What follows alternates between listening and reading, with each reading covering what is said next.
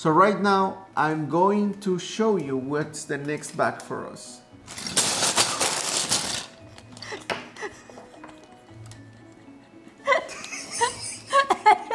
Couldn't wait to get to my part.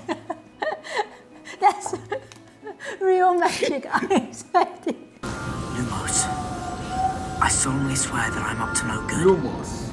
And Nox. Welcome back to Lumos and Nox. This is the Harry Potter channel where we join Nox in her new journey as Potterhead. She's completely new in Harry Potter, and me, a total nerd of Harry Potter.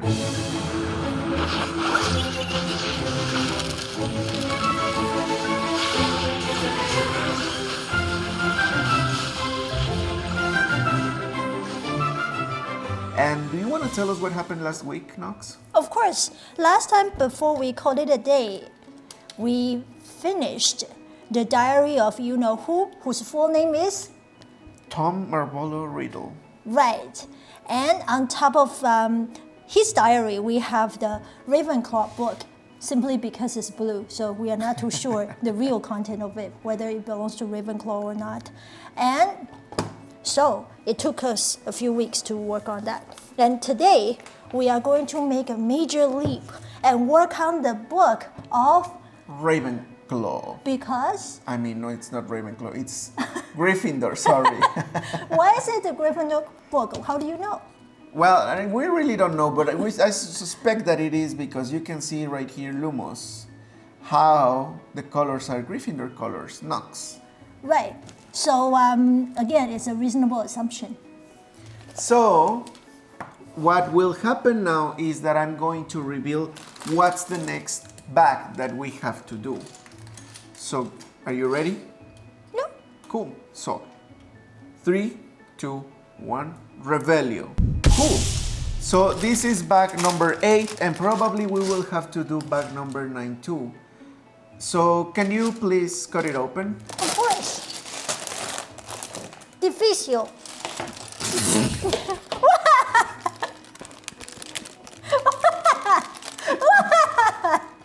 The spell worked. Difindo.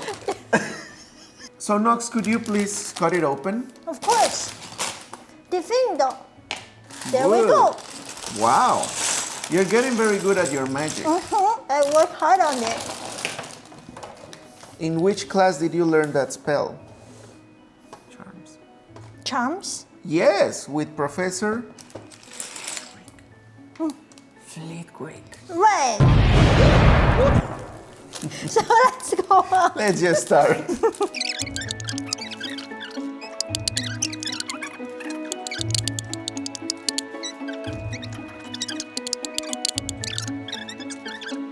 Like that spell makes things to fly to you.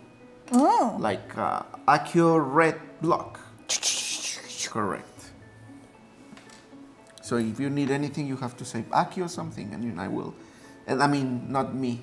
The magic will bring it to you. Right, that's what I count on, not my husband. Say the spell. Convocation? Accio. Accio. You need your wand. Accio. There you go. Why do you throw the spell at you? In the middle, okay? And then we need 2 of this guy. I don't think it's in the middle. It's in the middle. Yeah. You're right. And 2 of this guy.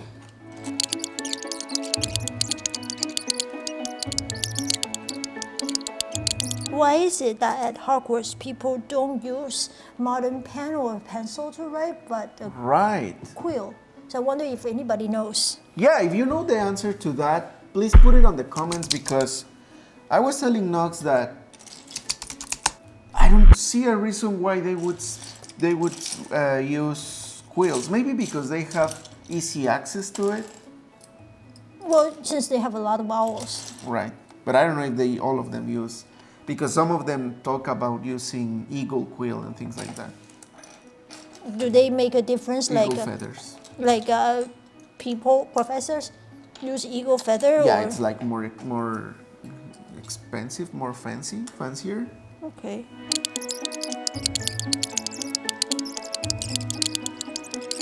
So today you watched my favorite movie. The fifth one? Sadly, I had a meeting during, the fifth one. Yeah, you didn't join me. But I did get to see my two Your favorite parts. scenes, which is the battle between Dumbledore? the Order of the Phoenix and the Death Eaters, and of course the fight between Dumbledore and Voldemort. So did you like those battles? I like the second one. Dumbledore versus Voldemort? Yeah. You yeah. didn't like the Order of the Phoenix against the Death Eaters? One didn't. Oh, that one was okay. the black They come with- right after against another, right? The black guys with the against the white ones. I think they made it a little bit easy to figure out the end though, like who is going to win. Yeah? How yeah, come? I could tell it's going to be Dumbledore, and he wouldn't be like. Well, he actually didn't win. Well, but he didn't get hurt at all, as I remember. Well, yeah, but well, yeah. Good point. But one of my favorite parts of that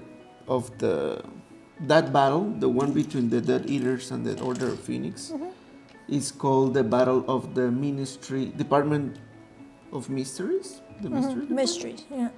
And then my favorite part of that battle mainly is, of course, when they arrive in white. That's wild. But also when you see, and this is like a 1 or 2 seconds part, when you see Alastor Moody fighting against two Death Eaters at the time, it's like, oh, that's so cool, because he is the Order, you know.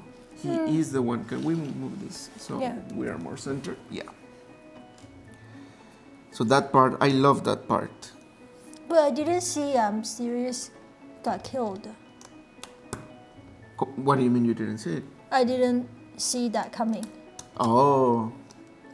Because, like Harry said, he was Harry's last remaining family. Yeah. He was the only thing closer to a father that he ever got.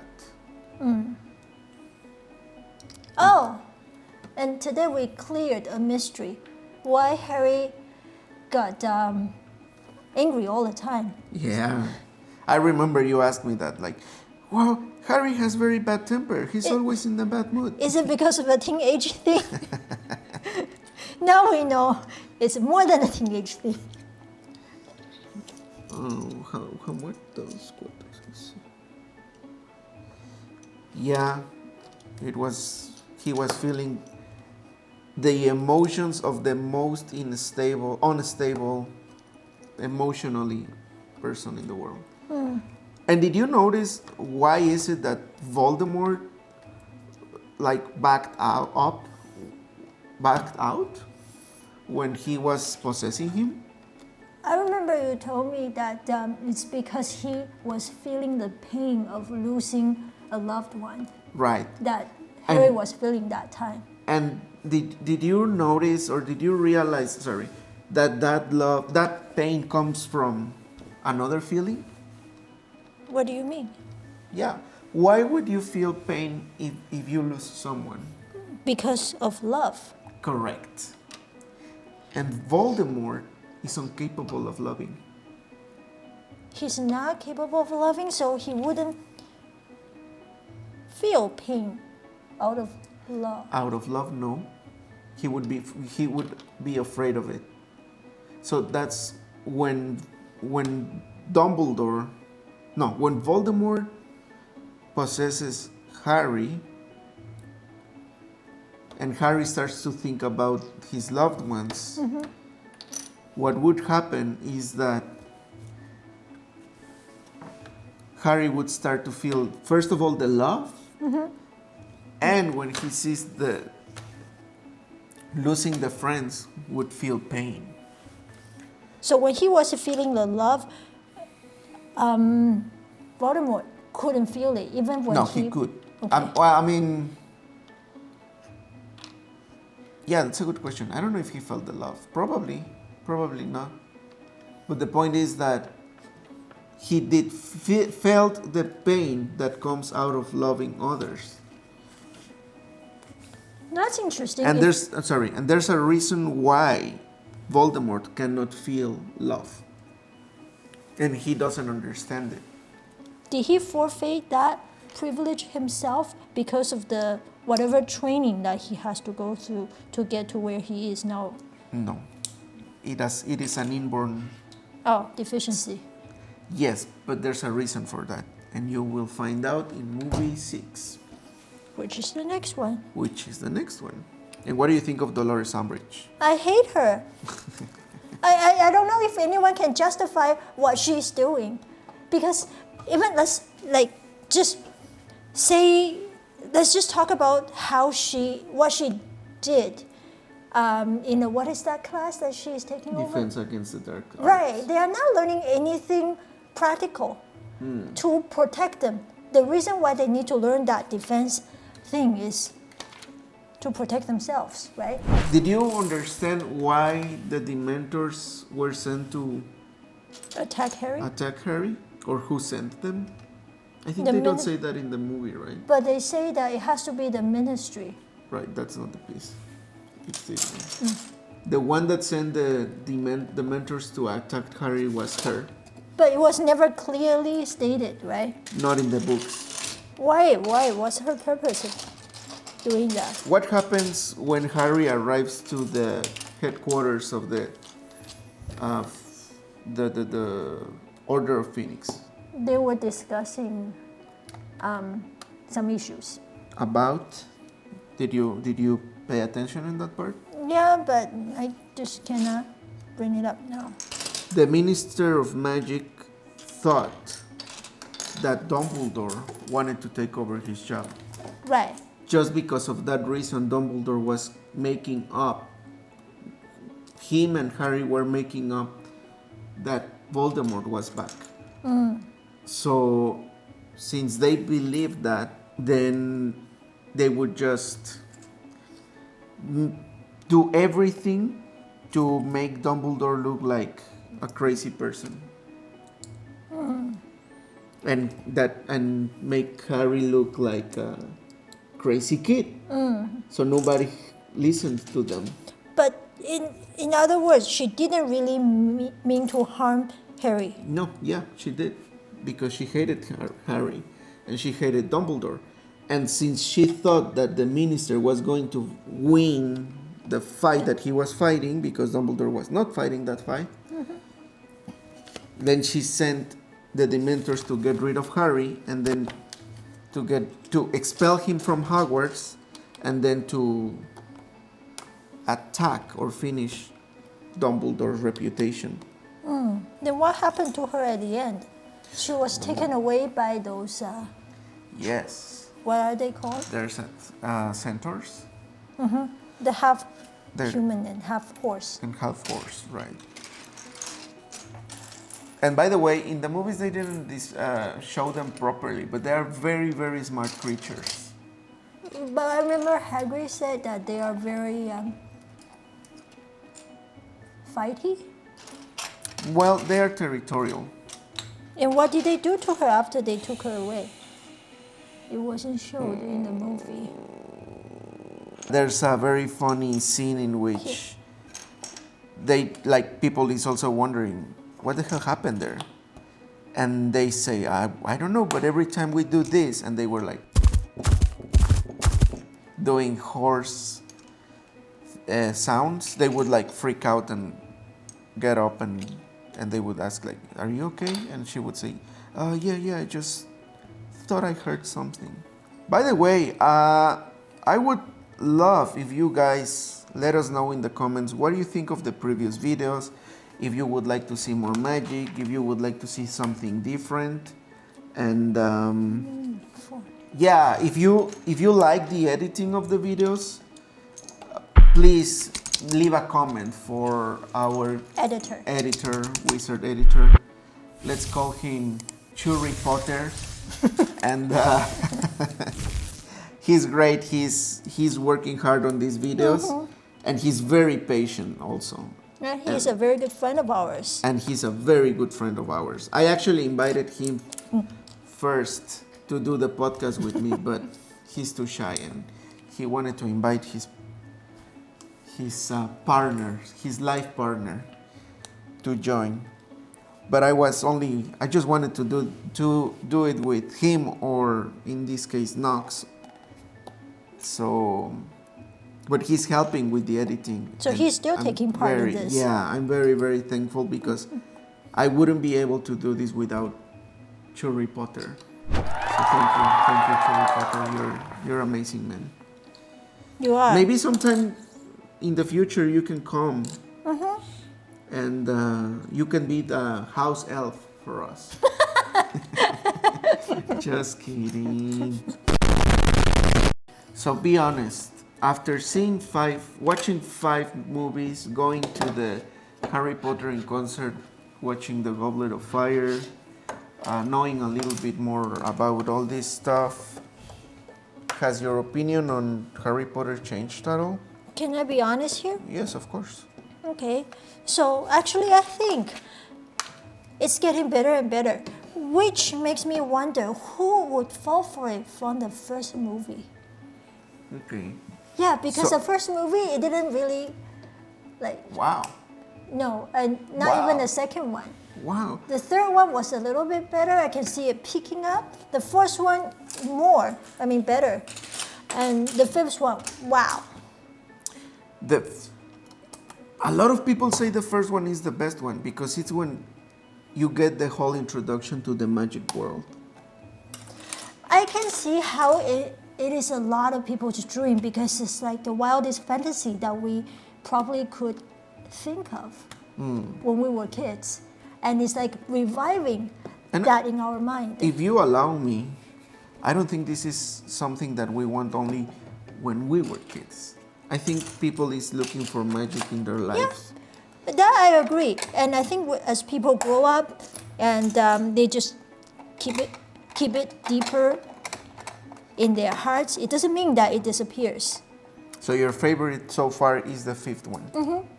And I think it's also one of the reasons that I like it is because it's easier to relate to, like the loss of a loved one.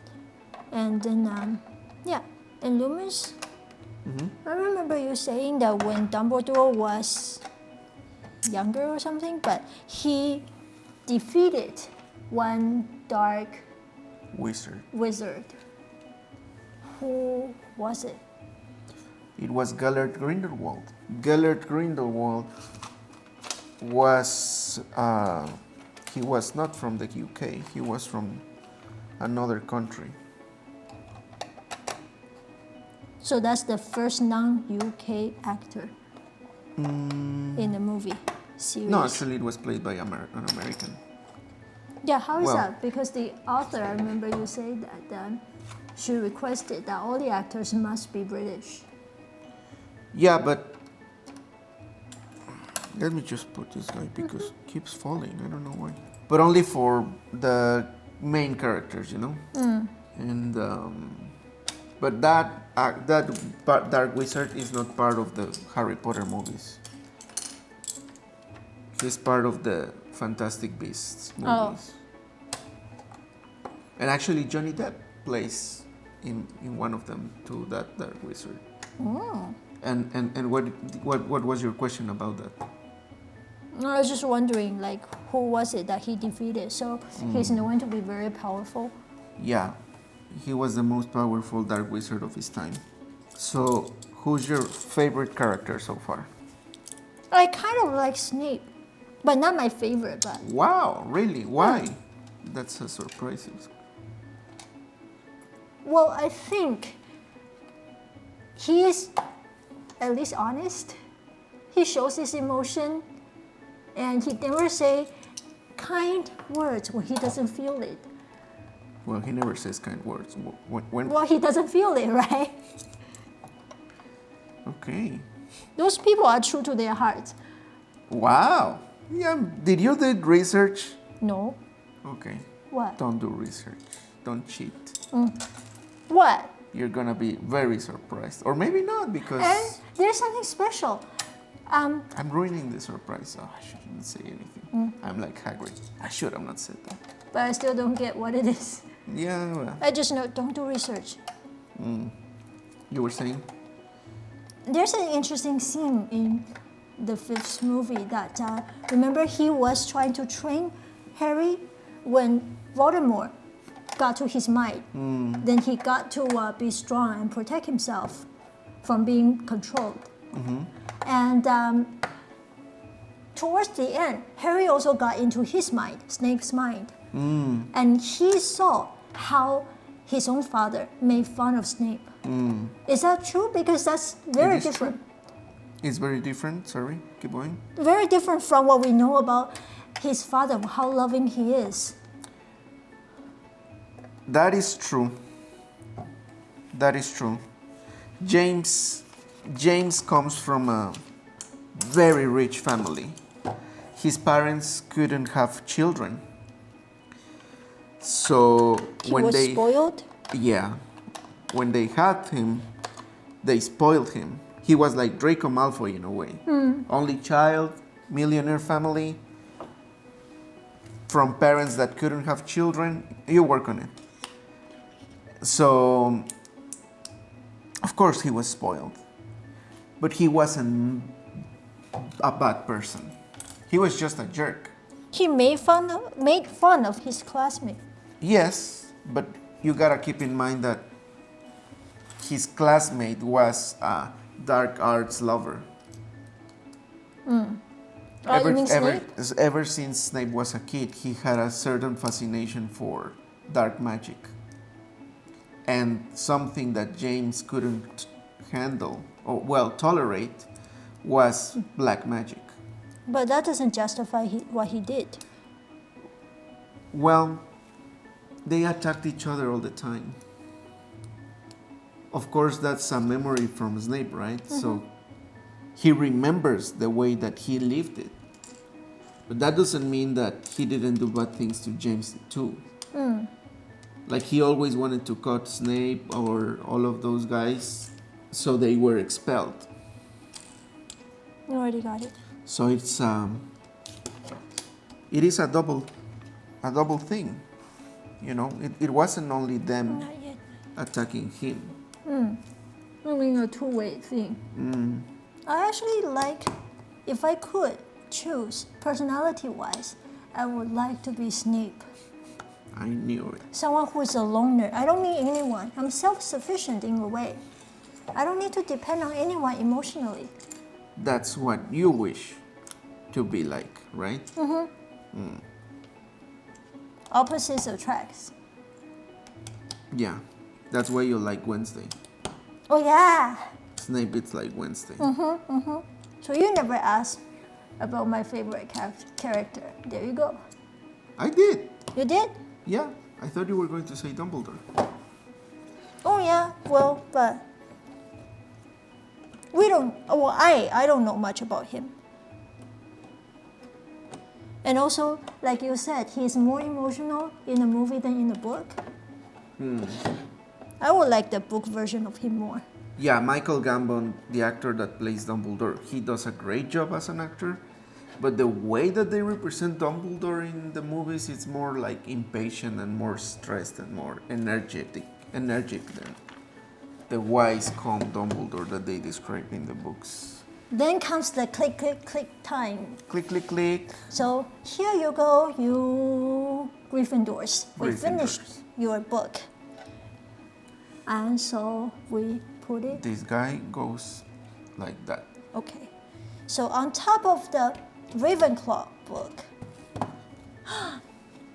Did you hear it? I do hear it. That's the most beautiful song I heard today. Ta-da! What's the flying magic? Wingardium Leviosa. Switch and flick. Oh, it's hard to control. You have to focus, remember? Descendo. Oh, it's just as aggressive as this a real spell. We have one left piece. Okay. Reparo for like the 1000th time. Okay. Let's try not to lift it as much as we do. So Because let's we- try that magic. We both do it. Yeah. That's the book. Good job. Good job. Okay. So until then, Mischief managed. I was Lumos. and I'm Nox. See you next time. Bye. Mischief managed.